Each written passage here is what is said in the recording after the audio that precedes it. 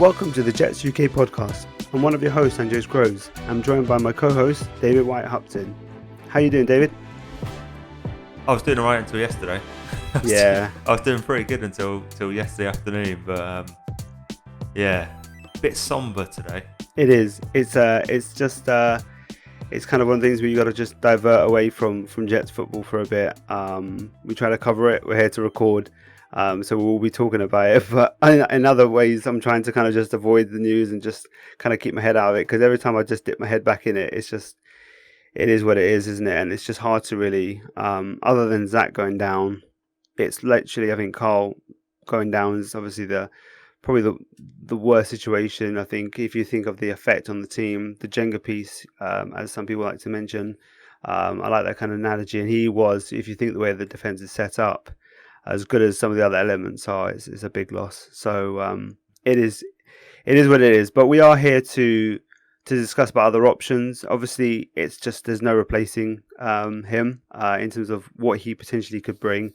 But we do have other, it's a pretty talented line, and we do have the ability to be a pretty good team on that side of the ball anyway, right? That's what you were saying, right?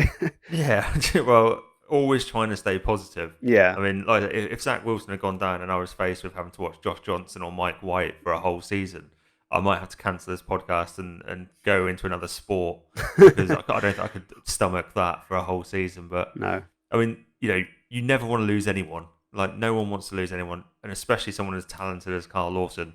But if you absolutely had to afford to lose someone in a certain position group for the Jets, it's probably the defensive line. So it's not good. I would say that.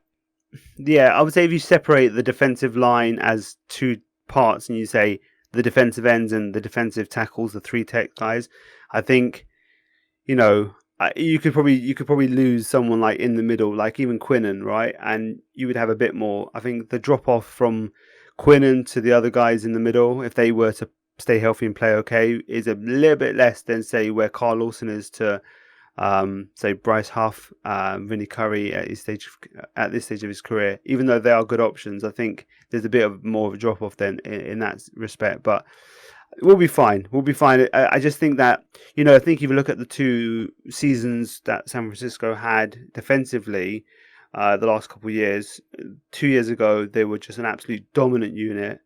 And they had, fully healthy defensive line, and they really just were. It was a game-changing line. They were changing games, and they took them all the way to the Super Bowl. Last year, they obviously lost. We saw them obviously against us in week 2. They lost Nick Bosa, they lost Solomon Thomas, and I think D Ford was also out. And then that's when they still were good, but they just weren't. They weren't a difference maker. They were okay, and Salah and his staff did a good job in kind of making that happen. I think through good coaching and plugging holes well. But they're just that dominant level where it's a game changing unit is just taken away. And I think we're looking more at the 2020 San Francisco defense more than the 2019. That's kind of where I am in terms of there's that drop off there. So it is what it is, right? Yeah, absolutely. I kind of like, I don't know if it was in our chat, but I said yesterday we've kind of gone from what is predominantly a top 5 unit, with Lawson in there. I think that is a top 5 unit with Quinnen and Foley and Rankins and JFM. That is a very strong unit. I'd be surprised if that didn't finish top 5. Yeah. And now we're a top 15 unit. I still think we're a top 15 unit, but that is quite a drop off. Yeah. But you can manage that. You can still win games with a top 15 defensive line unit. You won't dominate as much as you were going to.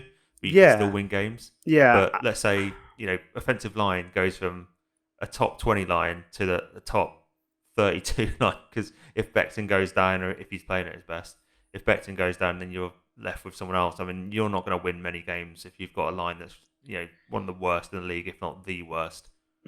Yeah, I think you're right on that one. I guess the Moses Fant situation gives you a bit of cover for Becton, but it's still not a great look. And I think AVT you've seen with him being out and Feeney being in, it's been a bit of a problem on that left side with McKay, as Mike LaFleur said, not playing to his best at the moment, and then Feeney just being a bit of a problem for him next to him. And I think that's probably affecting him as well in terms of if he's not as sharp as he could be, and then you got Feeney being Feeney from what we've seen on the field, as much as we love him, that causes a bit of a problem for pressure on the left side. So it is what it is. I think on the defense, I think you look at the defensive backfield and the cornerbacks that we also said about, you can limit the problems back there with a really good pass rush, and I think that's going to take a bit of a hit, and we're going to need them to step up a little bit more than we were expecting and hoping, and that's where we could end up having some problems against teams who have got pretty high-powered offenses. That could be a bit of a problem. So it is, again, if we were to say next year or this year, the Carl Lawson situation is going to happen, you would say maybe this year, because obviously we're still building towards it. The only problem with it is that you think, what's he going to be with it? And Achilles is, there's people who have come back, but it's a bad injury. It's worse than probably the ACL in terms of modern sporting injuries now, isn't it? Yeah, Achilles, it's a really tough one, and it will, will it slow him down? I mean, it should. Any normal athlete, it should slow him down. But like I said, there have been examples of people who have had that injury and come back and still played at a high level. Yeah. Carl Lawson, from what you see in the off season, he is, massively into keeping himself in the best shape possible and working out, even when he probably doesn't need to. So, if you've got confidence that he will come back at that level. He's absolutely. still young as well, so it's not. He'll be you ready. Get that injury at 31, 32, and you're like, that's a problem. I just think that, with his injury history, and I do think that you do see a correlation between, injuries that happen, even like the ACL injuries that he's had in his past. These things can effectively, like the body, obviously, is like the strain that they put their body on with the amount of violent movement and basically it's really high impact movement, right? In terms of it's extreme, fast, hard hitting. And I feel that when you've got an injured part somewhere that's kind of like, that was there, it starts, the pressure wants to burst somewhere, right? Like the pressure builds up in terms of how much you're pushing your body, and that's what happened. I think it's like that. Apparently, from when you look at those injuries, it can be normally like an erosion of the tendon, and then it snaps. So it's not just a freak, like a break where someone hit it and it broke. It's more like that was done over time, and this is probably something that was going to happen eventually. With the way his Achilles was going. So I don't know. It's just one of those things where you worry that whether those injuries will keep on nagging, because it's just you're trying to push your body to such extremes that sometimes you just can't hold on. So that's just my only worry in terms of the long-term effect of it. I can kind of get over for this year, but I just worry about how he's going to be going forward, in years 2 and 3, and for the rest of his career as well, for his sake and obviously for ours as well. So it's just one of those things that you just have to. We'll be fine. I think there's a lot of positivity still, a lot of things to look forward to. It's just he was one of those ones where you're just licking your chops at a week 1 matchup where him and Quinnen pairing up and taking on that weaker looking Carolina unit, and Sam sitting back there. That was kind of one of those ones where you're like, oh, cannot wait for week 1. And I think going into yesterday, I was like quite nervous. I said to you guys on the chat where I just had a bad feeling because, Quinnen's going to take part in team drills. And I was like, wow, we're finally going to have, like, in a training camp situation, we're finally going to have Quinnen and Carl together for the first time. And I just had this like bad feeling. I just had a bad feeling. I thought maybe Quinnen would be the person, actually. In my mind, I thought maybe he'll re-aggravate like the injury, and then it would deny that. Just because he's coming back from an injury, so that's what was in my mind.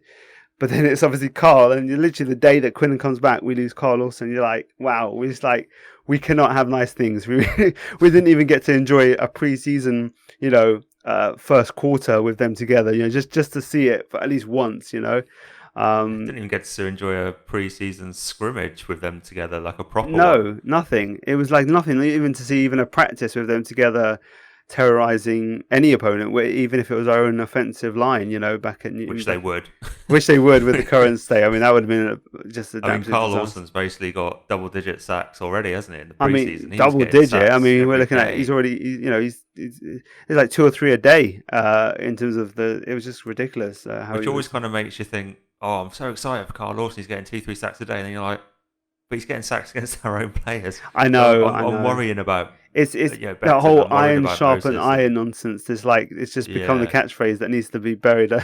I know. I know Connor Hughes was basically saying that needs to go away because he's just like he was saying about his worrying for Mackay Becton. Everyone was mentioning it where it's just good. But the thing is, Mackay came out and had I know it was Ojolari, rookie for the Giants, but he had a good performance against him under the lights. So that could come into fruition where he could have a decent day, but he was obviously getting worked by some of the Green Bay guys as well. So that kind of I dispelled thought that. Ojolari gave him a beatdown, according to Oh no, one of that article we read. I That know. that beatdown of 0 pressures and 0 sacks. It's like honestly, I feel like I don't know. I've just never seen anything like that from the Jets' perspective, like a completely biased. Like there's biased stuff that we see put out by Jets fans, but I just never seen something that crazily biased where there's like it's a complete myth of an article. Like it's like I've never seen anything to that level in terms of what you That guys was do at Grand insane. Green Nation or what the Jets X Factor guys do or anything like that. It's always backed by some sort of stats or something. So that's just like maybe we're just a cut above, in our community, but. I mean, we're going to keep this kind of like just flowing. I think there's not maybe much structure to today's podcast. I think it's just one of those things where we're just jumping on, having a quick chat. It's not going to be too long. We're just going to, puff our chest out a bit, get this out a little bit. In terms of Obviously, he wasn't the only injury yesterday, either, was he? Like, no, that's the issue. I mean, Zane Lewis obviously Zane out for the Lewis is series. done, Obviously not as much in terms of obviously he wasn't going to affect it in terms of the plans as much, but still really difficult to see that. And I heard he was having obviously, a good camp as well. yeah, Like, he was doing a well few though. people were saying, like on special teams, he could have Yeah, actually made a yeah, nice dent this year. So yeah, it's that one's more. Obviously, I feel sorry for Carl Lawson. I massively feel sorry for Carl Lawson. It's going to be a really tough road ahead. But that Zane Lewis one is more in a situation where I feel really bad for the him. player Yeah, more yeah. than the team. Yeah, for sure. Because we will be able to cover, and that's Of no course. disrespect to Zane Lewis, but we will be able to Well, recover from it's his no a lot disrespect quicker. to say that he's not Carl Lawson, right? Or No, the impact that guy was making. So I don't think it's he's not a anyone. starter, so No, exactly. it's one of those situations. But I Yeah. feel bad for him because And if you're making your way in the league, you're about to stick, and some people were suggesting he had a good chance to stick on the roster at the end of yeah. cut down. So tough. It is It's a tough tough. break. It's tough. It's football, isn't it? And it's just Mims came out. it is. And then you obviously had Mims and rankings. Thankfully, they're listed as day to day. But when that was all coming out, they were limping off just after Carl was carted off, and then Zane Lewis. You're like, what is going on today? Like it was just like a non-stop barrage of bad news injury wise. Where we just escaped it. We would have escaped it, and like it's just one of those things where it's kind of where the first team to really lose a player of that level for the season. Like it's where the first injury, it's probably been a pretty quiet week, and obviously touch wood for anyone around the league. Obviously, you don't want anyone to go down, but it's just like it's just been. I think it's just like really like of all guys, the curse of was it John Abraham? Everyone's saying as well. Like we can't get anything past this. Like we think we finally solved that problem after 15, 16 years, and then it happens. So we have to wait one more year. And hopefully we have a situation where, Mosley comes in now and he kind of makes up, we get a bit of fun with him coming back. And then next year we get, another maybe good year from Mosley paired up with Carl Lawson's return with Quinnen in his, fourth year off a dominant all-pro performance this year.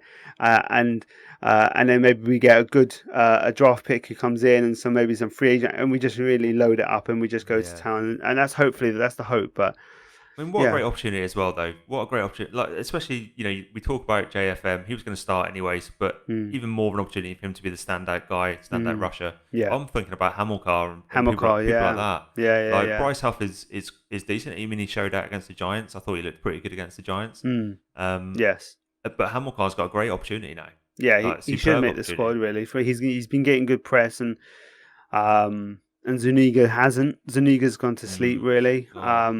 It was as I was setting up the show for a regular, humdrum show, just ticking along until we get to the regular season without all this Carl Lawson drama. I was going to mention, we were going to set up the show in terms of like, what do we look back to last week's game, and is there anything that we were disappointed with from last week's performance, which was generally a positive performance throughout. And I think Zuniga was one for me, going back to the Giants game where, You know, you He's get just to see him. invisible most of the time, Yeah, isn't it's just for he was a third round pick, right? Am I right saying he was third round? He was third round with Ashton. he? Was Yeah, one of pretty the sure. Yeah, two with pretty sure Ashton it's third Davis. round. Yeah, so that's not come out really well, unfortunately. And people doubted it at the time, and you always hope that people are wrong and that the guy comes out through, and it's just not really working out for him, really, is it? So And it's not like it's just a game situation either. It's not one of those situations where you hear loads of positive praise during the week no, and then he just disappears in game time. I mean, you don't hear his name at all nothing, during the week. Like nothing. it's like he's not there, Yeah, it which is is. You really have to really ask, worrying. right? Like people ask, like if some of the beat do like a ask me anything on Twitter. People are asking once in a while, and they're like, "Yeah, he's kind of quiet." Like that's what they see him and they see him do nothing, and there's nothing to report there, and they only mention it when asked about it because there's nothing to actually mention from their point of view,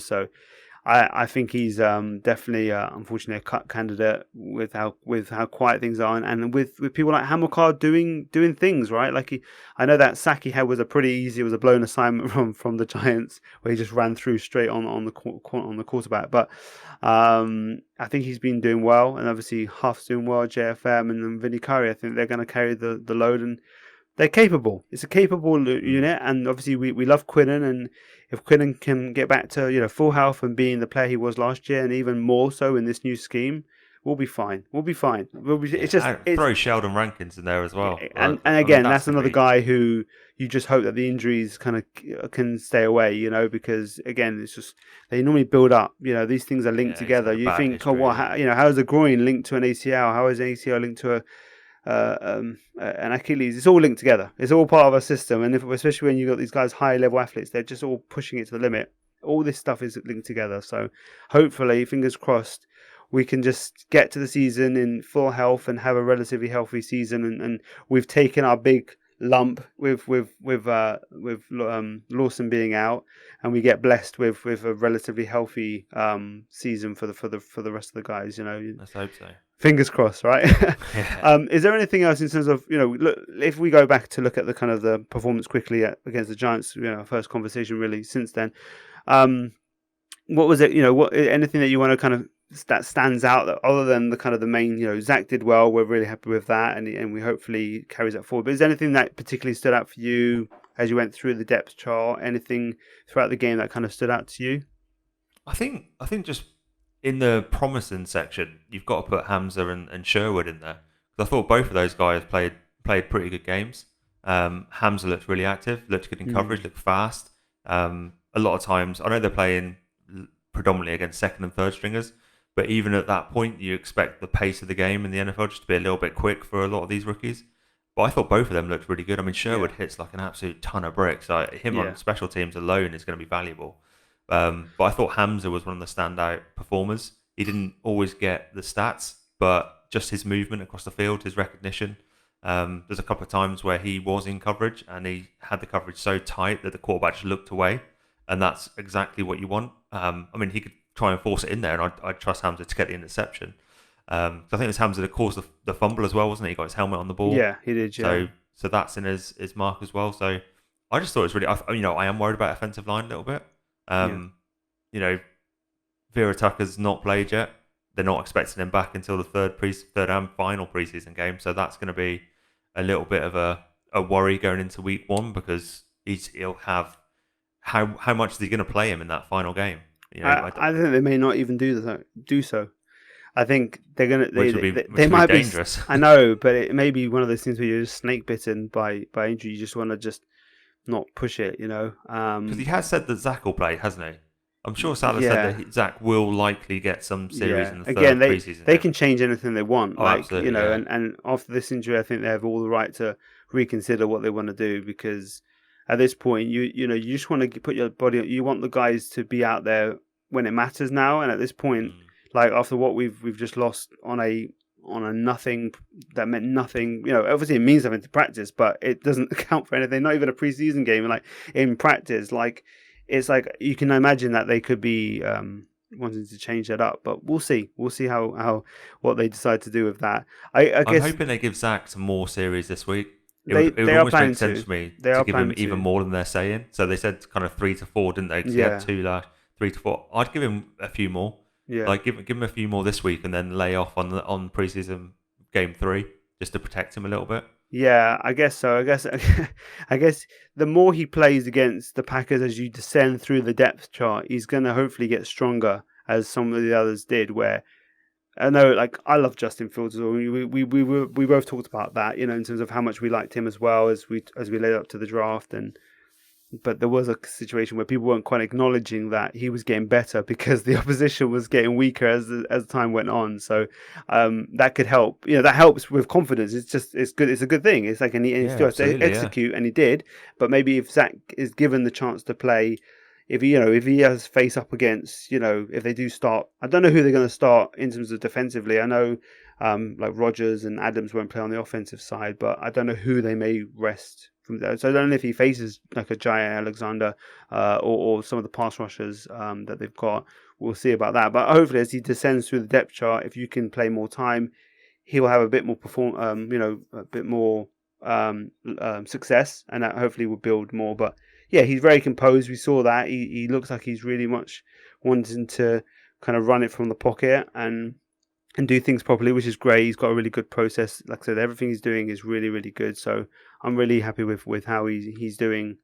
Even if he has a difficult night on Saturday, I'm not going to stress out about it too much because it's just going to be a learning experience against a decent team, especially if he struggles against a pretty strong first team if they do put out those players. So we'll see. I guess that's what you're looking forward to. I mean, going from last week and taking it forward to this week, the point I was really looking at was the running back room. I mean, LaMichael P. Ryan played well, but I don't think he was like, he had obviously the touchdown, he had a good run. But the guy that I would love to see a bit more of is Josh Adams, is it? No, what's his name? Is it Josh Adams? I'm skipping his Josh name. Adams is there. Yeah, he didn't get many touches on. Am I right? He's the running back, right? Am I skipping on the name? I'm coming off night shift, guys. Josh Adams is in the room, but yeah. So but the run he had, like, I just love his running style. I feel like maybe giving him a little bit more of a shot, just to see what he's got before. He's the guy that's kind of penciled in to be cut. Everyone's thinking it's going to be Michael Carter and Tevin Coleman, Ty Johnson and P. Ryan are going to be the four guys, but I would like to see him a bit more, just to see what we have in him. But I think the offensive line did well in creating running lanes, and I like to see that continued. But yeah, pass protection hopefully can pick up, but I'm not sure how much it's going to be there with with Feeney in there. So we'll have to see how that looks when we get to the Green Bay game. Is there anything else that you're looking forward to, kind of seeing how it works out in the game on Saturday night? There's a few things more. I mean, I was really excited to see Elijah Moore, so I'm really devastated that I still haven't seen him in a game yet. Yeah. So he's not going to play this week, but hopefully, I read this morning that he should be back for preseason week 3, and they are going to play him. So good. Hopefully, we get to see him next week against the Eagles, who Eagles. They don't look fantastic after their performance against the Patriots. No, they're not looking too sound, the Eagles. I would avoid them in your fantasy drafts for as much as possible, I think. Yeah, there's a David tip there for you guys. There you go. But yeah, no, I think I'm looking forward to seeing Denzel Mims again. I really liked that he asked to be on special teams. Yeah, that to me is a really good sign that he's not crying about being dropped down the depth chart a little bit. He has been running with the seconds and thirds at times this off season, and that's what it is. But he's come back and said, "Put me in special teams. Let me do it there. Let me do it." And he played well when he got in the game as well. I mean, his third down catch and run basically set up the touchdown. So yeah, we saw flashes again of Mims, and I mean, I'm excited about that wide receiver room. I'm just excited to see it again. It was really cool to see it on One Jet's Drive, right? It was great. There was a great episode to see the such Keelan Cole, what a character, right? I saw him obviously in press conferences a little bit earlier, and you see that's there. But yeah, it's just a really, that room that Elijah was so intense in wanting to be great, like you can really tell right now, and the other guys, Corey Davis' story was fantastic in terms of how he's bounced back and he's just kind of trying to improve every year from maybe a slower start from where his draft stock was. So overall that room is really exciting, isn't it? It's got potential to be it's really good for Zach to have such depth of talent. Like, I know some people say there's not much depth there, and then maybe there's not a huge amount, but there's a lot of solid guys who can do a job, and I think there's a lot of guys who aren't going to kind of completely let the others down. mostly. But the one point I'd make about Mims, and we'll have to see if he plays on Saturday, because obviously with his with him limping out on practice on Thursday, we'll see if he plays on Saturday. But there was a comment about with Corey Davis was up there on the speaking to the press, and I don't know if you saw his kind of little press. It was only like 2.5 minutes, quick little thing with the press. But he mentioned about Mims having all the talent in the world, but you've got to like keep on going with the working, keep on working at it constantly. And he was basically saying that, like, he goes, even I sometimes have moments where I have to push myself through it.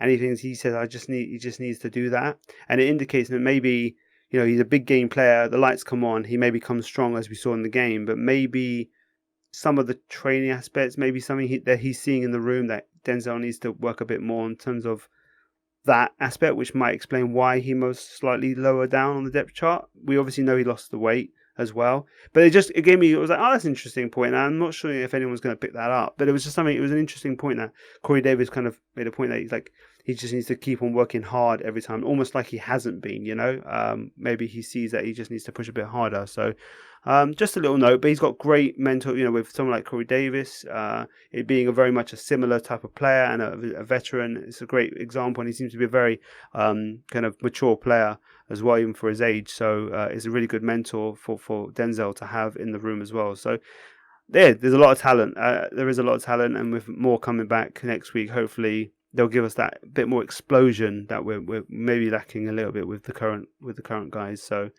I think it's just one of the things where we're just kind of holding our breath now until we get to Carolina in a few weeks after what happened yesterday. I think it's natural. Like, we're just waiting for we just want a nice. We've been saying we want everything to be healthy, but you can't avoid it. But that's just another level what happened to us yesterday. So I think we're just kind of wanting to, just get there as soon as we can. All right. Yeah, absolutely. I mean, it's a physical game. There's going to be injuries. It won't be the last injury we get, but we just want to avoid those really big injuries, those really season-ending ones that are just a little bit soul-destroying. I mean, if we can get to the season with that, great. If we can get to the season and Zach throws a couple of touchdowns on Saturday, I'd appreciate that as well. I mean, that's another thing, right? We look forward to tomorrow's game. Can we get a touchdown? His first touchdown throw. Can we get that? Drive it into the end zone. A nice little. He did good drives. If you can cap a good drive with a touchdown, then that's going to be really impressive. So hopefully we see that, and we can have a little bit to celebrate. A little bit to get excited about after what happened yesterday. That's what we want to see. But I think there's opportunities for people on the team. We're going to be okay, and I think we still need to build for next year anyway. So it would take a silver lining kind of ideas here, and just trying to be a bit more relaxed about it, and just we've got to move on, right? We've got to try and take the positives, and it's still an exciting season. There's a lot to look forward to. So I think we'll leave it for this week. I think we're in and out, quick little thing. As we roll into the season, I think obviously Matt's on. You and Matt have tag teamed with the holidays. He's off to holiday today. So, but hopefully she'll be back next week. And like I said, but by the season starts, we should all be locked in, ready for the weekly excitement. So, David, is there anything you want to say to the guys before we head off? No, I'm just going to share one tweet. I wish I tried to find it so I could give credit to who did it, but it was in response to some beat writer who was a bit negative Nancy, and he just responded saying, "Trust you to find the cloud on every silver lining," and I was quite like that quote. Like, instead of finding the silver lining, we'll take all the positives and find the negatives, so we'll find the cloud. It was just quite a nice little quote, and I can't remember who did it, and I wish I could remember which beat. It's probably with Rich Samini, because he posted about Carl Lawson's injury history, so I think it might be on that one. But of course. if it was your tweet that did that, it made me laugh. So let me know if it was you, and I'll give you some props next week. Yeah, that's great. That is great. And like I said, the beat can sometimes be like this, and they're looking for that juicy negative story to run. So I think though they were pretty reserved with it, because I think it was like they just you're not trying to spin negative because it just doesn't need spinning, right? It's just purely negative. Yeah. So I think they were pretty reserved for what they did, and I think they handled it pretty much. They just put the information out there, and that was it really, and they didn't really make too much of a comment on it. So it is what it is. But we look forward to the game on Saturday evening, UK time, and we'll see what they do in terms of next week's training. Whether they keep the joint practices with the Eagles.